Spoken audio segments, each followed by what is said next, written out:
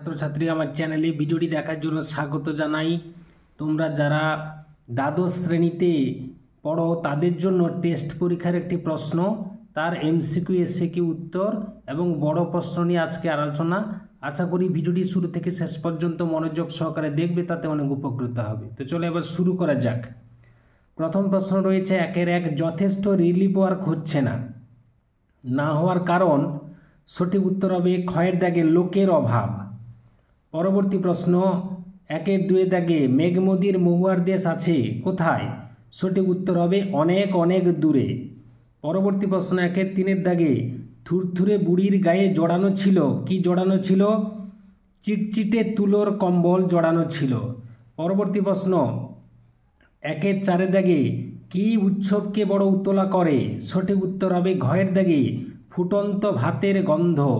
পরবর্তী প্রশ্ন 1-5 দাগে মৃত্যুঞ্জয়ের বাড়িতে থাকে কতজন লোক? সঠিক উত্তর হবে 9 জন লোক। 1-6 দাগে প্রশ্ন আমাকে দে ভারীটাতে কি ছিল? উত্তর হবে ক্ষয়ের দাগে শুধু ভাত।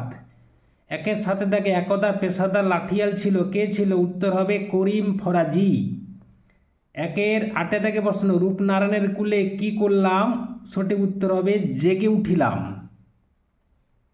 1-9 দাগে প্রশ্ন সে ভোরের আলোয় নেমে সে কে? সে হলো সুন্দর বাদামি হরিণ, অর্থাৎ ক্ষয়ের দাগে উত্তরটি হবে। এরপরে পরবর্তী প্রশ্ন 1-10 দাগে সবুজ সকাল কিসে ভেজা? সঠিক উত্তর হবে কয়ের দাগে, অর্থাৎ শিশিরে ভেজা। 1-11 দাগে আমার দরকার কি? সঠিক উত্তর হবে শুধু গাছ দেখা। পরবর্তী প্রশ্ন 1-12 দাগে আমি কি তাকাবো? কোথায় তাকানোর কথা বলা হয়েছে? সঠিক উত্তর হবে গয়ের দাগে আকাশের দিকে। 1-13 দাগে প্রশ্ন লভ সিনের নায়ক কে? সঠিক উত্তর হবে লভ সিনের নায়ক হলেন গয়ের দাগে উত্তর শম্ভু মিত্র। 1-14 দাগে মোহাম্মদের ছোট কাকার নাম কি ছিল? সঠিক উত্তর হবে এখানে ঘয়ের দাগে, অর্থাৎ মোরাদ।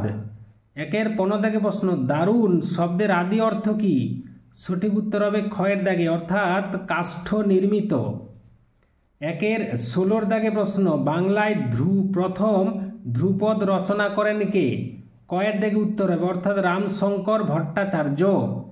1-17 দাগে প্রশ্ন বলো বলো বলো সবে গানটি কে লিখেছেন? গানটি লিখেছেন কবি অতুল প্রসাদ সেন, অর্থাৎ ঘয়ের দাগে উত্তরটা হবে। 1-18 দাগে প্রশ্ন অর্থাৎ এমসিকিউর শেষ প্রশ্ন পট শব্দের অর্থ কি? সঠিক উত্তর হবে ক্ষয়ের দাগে, অর্থাৎ পট শব্দের অর্থ হলো চিত্র। এরপর 2-1 দাগের প্রশ্ন 2-1 দাগে যে প্রশ্নটি রয়েছে সেটি হচ্ছে প্রথম মৃত্যু দেখলো কে? কোথায় মৃত্যু দেখেছিল? উত্তর হবে কে বাঁচায় কে বাঁচে গল্পের অন্যতম চরিত্র মৃত্যুঞ্জয় বাড়ি থেকে অফিসে যাওয়ার পথে প্রথম অনাহারে মৃত্যু দেখল। এরপরে 2-2 দাগে ভাবতে চেষ্টা করে কে? কি ভাবতে চেষ্টা করে? উত্তর হবে ভাত গল্পে বড় বাড়ির বড় বউ ভাবতে চেষ্টা করে যে শ্বশুর মারা গেলে চাঁদ সূর্য উঠবে কিনা, কেননা শ্বশুর বড় বউয়ের কাছে ঠাকুর দেবতার সমান ছিলেন। এরপরে 2-3 দাগে প্রশ্ন বাজারে কি কি দোকান রয়েছে? উত্তর হবে বাজারে 3টি চায়ের দোকান, 2টো সন্দেশের দোকান, এছাড়া রয়েছে 2টো মুদিখানা, 3টে পোশাকের দোকান, একটি মনোহারীর দোকান আর একটি আড়ত ও একটি হাস্কিং মেশিন রয়েছে। এরপরে 2-4 দাগে প্রশ্ন জেগে উঠিলাম কবি কোথায় জেগে উঠলেন? উত্তর হবে কবি রবীন্দ্রনাথ ঠাকুর স্বয়ং রূপনারায়ণের কুলে, অর্থাৎ বিশ্ব সংসারের তীরে জীবনবোধে প্রাজ্ঞ হয়ে জেগে উঠলেন।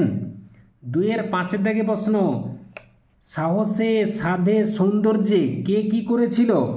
উত্তর হবে সুন্দর বাদামি হরিণ নীল আকাশের নিচে সূর্যের সোনার বর্ষার মতো জেগে উঠে অন্য হরিণীদের চমক লাগিয়ে দিতে চেয়েছিল।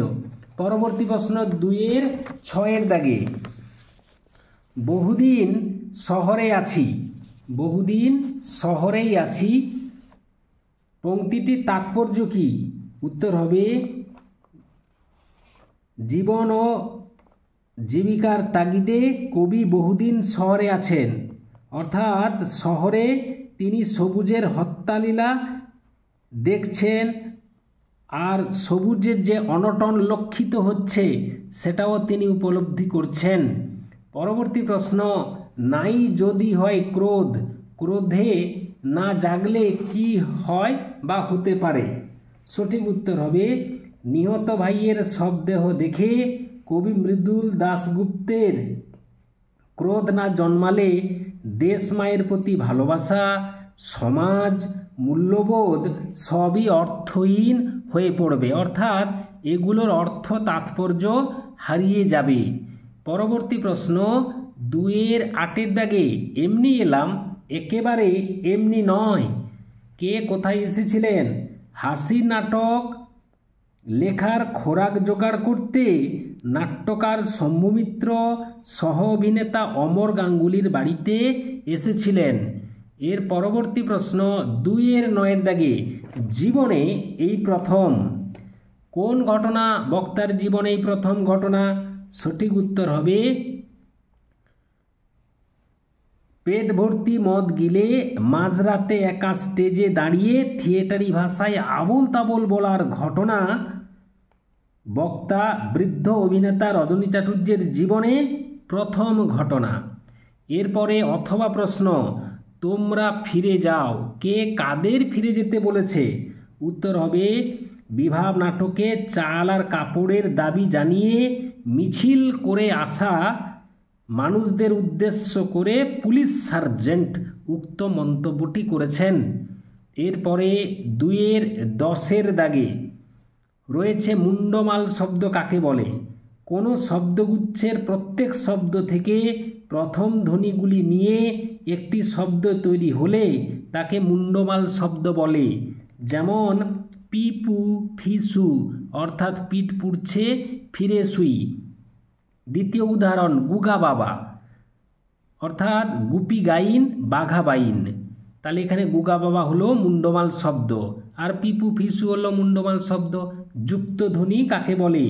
শব্দের আদিতে বা শেষে স্বরধ্বনি না থাকা একাধিক ব্যঞ্জন একই দলের অন্তর্ভুক্ত থাকলে সেই যুগ্ম ধ্বনিকে বলে যুক্ত ধ্বনি। যেমন প্রাণ শব্দের পয়রফলা এবং ট্যাক্স শব্দের কয়দন্ত স হল যুক্ত ধ্বনি। 2-এর 12 থেকে প্রশ্ন, ডিকশনারি শব্দটি কবে কোথায় পাওয়া যায়? উত্তর হবে ডিকশনারি শব্দটি প্রথম পাওয়া যায় 1538 খ্রিস্টাব্দে প্রকাশিত থমাস এলিয়টের লাতিন ইংরেজি অভিধানে। এরপরে 3-এর 1-এর দিকে মৃত্যুঞ্জয়ের বাড়ির শোচনীয় অবস্থা, শোচনীয় মৃত্যুঞ্জয়কে তার বাড়ির অবস্থা শোচনীয় কেন? 3-এর 2 থেকে প্রশ্ন, শেষ রোদের আলো সে দূরের দিকে ক্রমশ আবছা হয়ে গেল, কার কথা বলা হয়েছে? সে ক্রমশ আবছা হয়ে গেল কেন? এরপরে রয়েছে এই ভোরের জন্য সে অপেক্ষা করছিল, তার পরিণতি কি? এরপর 4-এর 2-এর দিকে প্রশ্ন, ক্রন্দনরতা জননীর পাশে কবিতায় কবি জননীকে ক্রন্দনরতা বলেছেন কেন তা নিজের ভাষায় লেখো। 5-এর 1-এর দাগে বিভাব কথাটির অর্থ কি? বিভাব নাটকের নামকরণের সার্থকতা বিচার করো। 5-এর 2 আমি রোজ লুকিয়ে গ্রিন রুমে ঘুমাই, চাটুর্যে মশাই কেন কেউ জানে না। কোন নাটকের অংশ? বক্তা কে, তিনি কেন গ্রিন রুমে ঘুমন? এরপরে শুধু প্রশ্নটা আমি দেখিয়ে দিচ্ছি। 5-এর 1, 7-এর 1, 7-এর 2,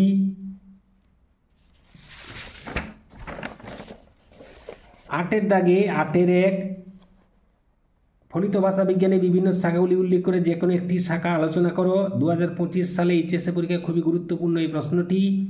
বাক্যতত্ত্ব কি? বাক্যতত্ত্বের আলোচ্য বিষয়গুলি লেখো। বাংলা চিত্রকলায় রামকিঙ্কর বেজ খুবই গুরুত্বপূর্ণ। বাংলা 2টি লোকসঙ্গীতের ধারার নাম লেখো, যে কোনো একটি ধারা সম্পর্কে আলোচনা করো, এটাও গুরুত্বপূর্ণ রয়েছে। প্রফুল্ল চন্দ্র রায়ের অবদান, কুস্তি, বাঙালি কুস্তি চর্চার পরিচয়। 10-এর দাগে রয়েছে 4টি পাঠের মধ্যে যে কোনো 10-এর 1, 10-এর 2, 10-এর 3 এবং 10-এর 4-এর মধ্যে যে কোনো একটি লিখতে হবে। মানস মানচিত্র অবলম্বনে প্রবন্ধ রচনা রয়েছে বাংলার উৎসব। এরপরে 10-2 রয়েছে পল্লী সাহিত্য। তারপরে 10-3 দাগে রয়েছে প্রতিপক্ষের যুক্তি অসারতা প্রমাণ করে সপক্ষে যুক্তি বিন্যাস করে প্রবন্ধ রচনা। 10-4 দাগে রয়েছে নারায়ণ গঙ্গোপাধ্যায় প্রদত্ত সূত্র তথ্য অবলম্বনে একটি প্রবন্ধ রচনা করো। নারায়ণ গঙ্গোপাধ্যায় সম্পর্কে রচনা লিখতে হবে। এই ছিল আজকের ভিডিও। আশা করি ভিডিওটি ভালো লেগেছে। লাগলে অবশ্যই একটা লাইক করে দাও, শেয়ার করে দাও। চ্যানেলে নতুন হয়ে থাকলে চ্যানেলটি অবশ্যই সাবস্ক্রাইব করে চ্যানেলের পাশে থাকো। ভিডিওটি এতক্ষণ ধরে দেখার জন্য ধন্যবাদ রইল। নেক্সট ভিডিও তোমাদের সঙ্গে দেখা হচ্ছে।